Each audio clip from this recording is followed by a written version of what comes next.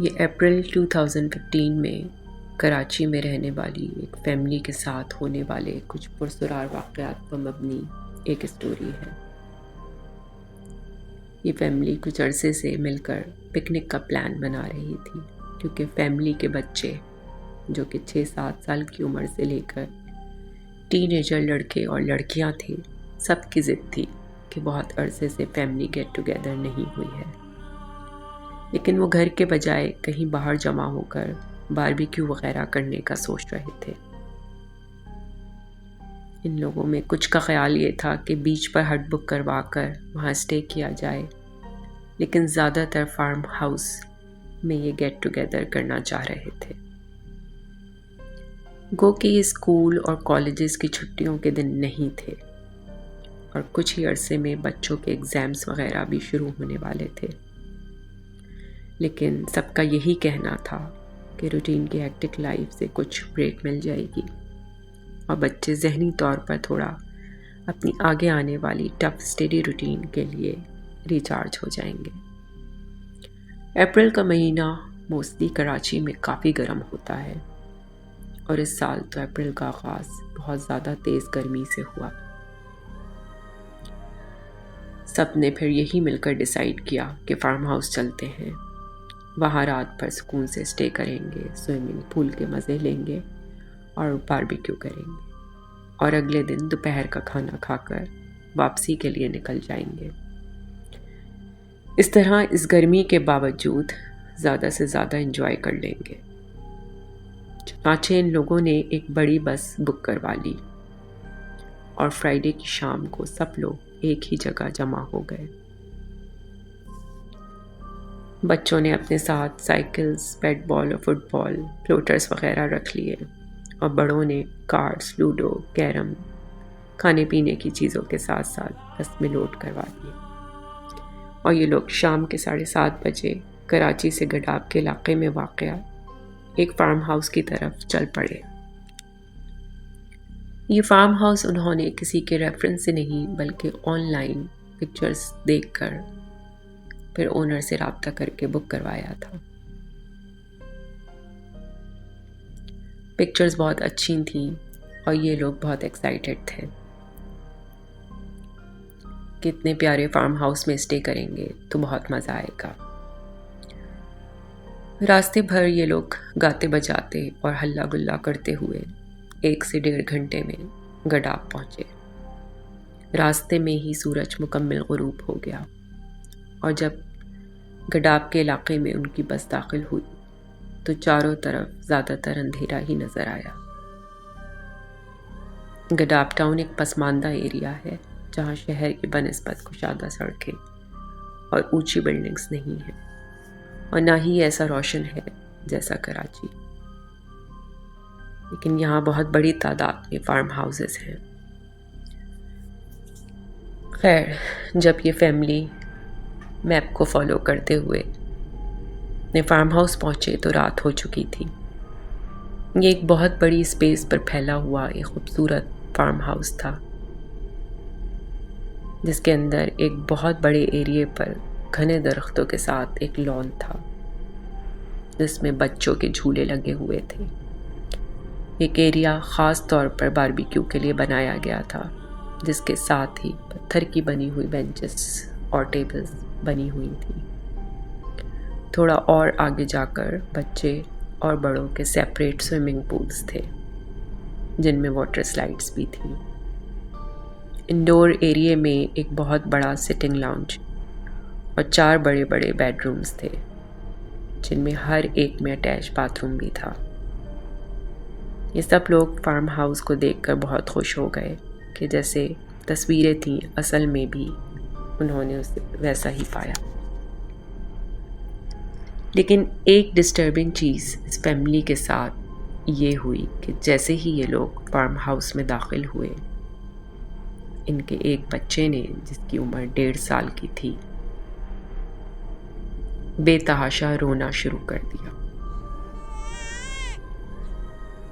بچہ اندر قدم رکھتے ہی بے چین ہو گیا اور پھر چیخیں مار مار کر رونے لگا۔ پہلے تو یہ سب یہ سمجھے کہ بچے کے پیٹ میں درد ہو گیا ہے یا کوئی اور تکلیف ہے، لیکن ہر طرح سے چیک کرنے کے باوجود اور میڈیسن دینے کے باوجود جو وہ لوگ فرسٹ ایڈ باکس میں اپنے ساتھ لے کر آئے تھے وہ چپ نہ ہوا۔ بچہ بہت گھبرایا ہوا تھا، لیکن بہت چھوٹا ہونے کی وجہ سے بتا نہیں پا رہا تھا کہ اسے کیا پرابلم ہے۔ ایسا محسوس ہو رہا تھا جیسے وہ کسی چیز سے ڈر گیا ہے۔ وہ مستقل اپنی مدر کی گود میں منہ چھپائے رو رہا تھا۔ سب لوگ پریشان تھے کہ آتے کے ساتھ ہی بچہ انسیٹل ہو گیا تھا اور ابھی ان لوگوں کی پوری رات پڑی تھی۔ وہ کسی طرح بہل نہیں رہا تھا۔ کافی دیر تک سب اسے بہلاتے رہے۔ رو رو کر جب وہ تھک گیا تو بے حال ہو کر سو گیا۔ ان لوگوں نے سکون کا سانس لیا۔ اب سب بے تحاشا بھوکے تھے۔ لڑکوں نے مل کر باربیکیو سٹارٹ کیا۔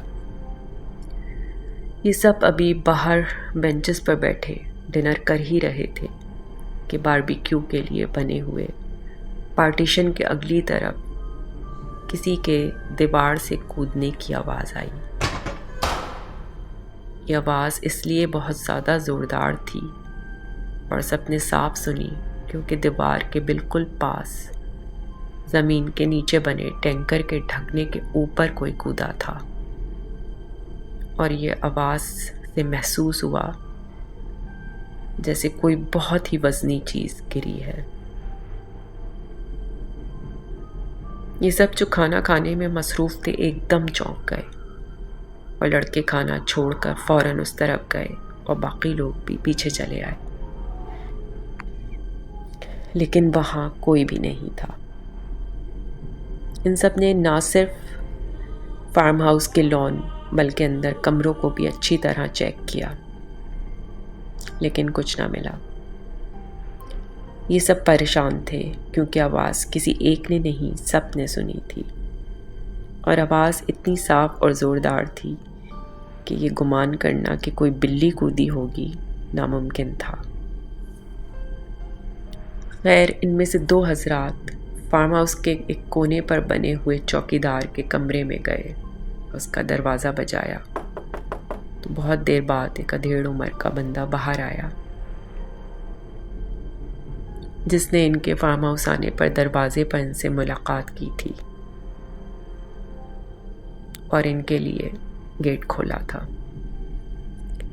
وہ یقیناً سو رہا تھا اور نیند سے اٹھائے جانے کی وجہ سے صاف چڑھا ہوا لگ رہا تھا۔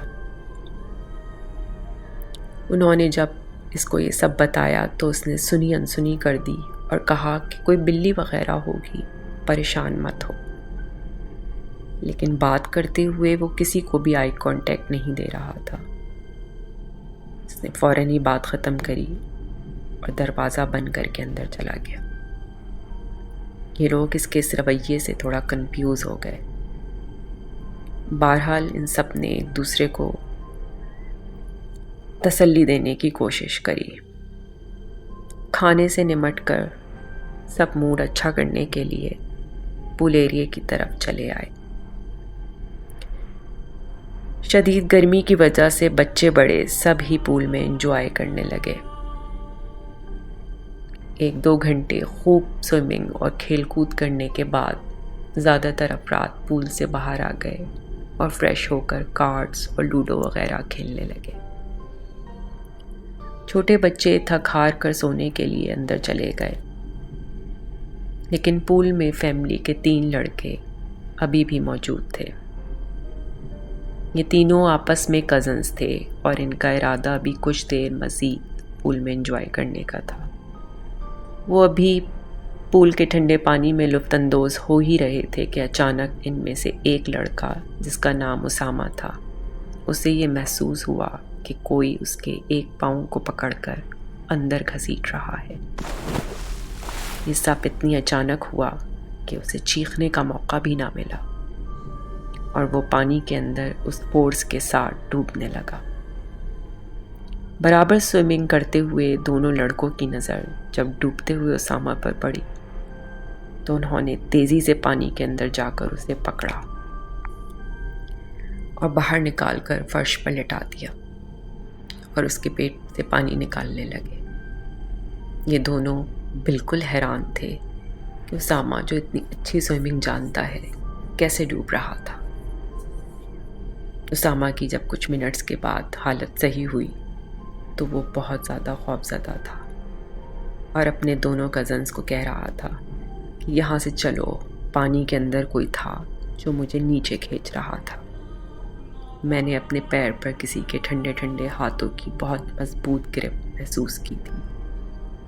یہ فارم ہاؤس پازسڈ ہے، میں اب یہاں 1 منٹ بھی اور نہیں رہ سکتا۔ دونوں لڑکوں نے اسے تسلی دے کر چپ کروایا۔ وہ اپنے کسی اور فیملی ممبرز کو مزید پریشان نہیں کرنا چاہ رہے تھے اور اس پکنک کو خراب نہیں کرنا چاہ رہے تھے، اس لیے انہوں نے کسی کو بھی یہ بات نہ بتائی۔ لیکن وہ تینوں بہت خوفزدہ ہو گئے تھے اور پول ایریے سے نکل کر اندر رومز میں آ گئے۔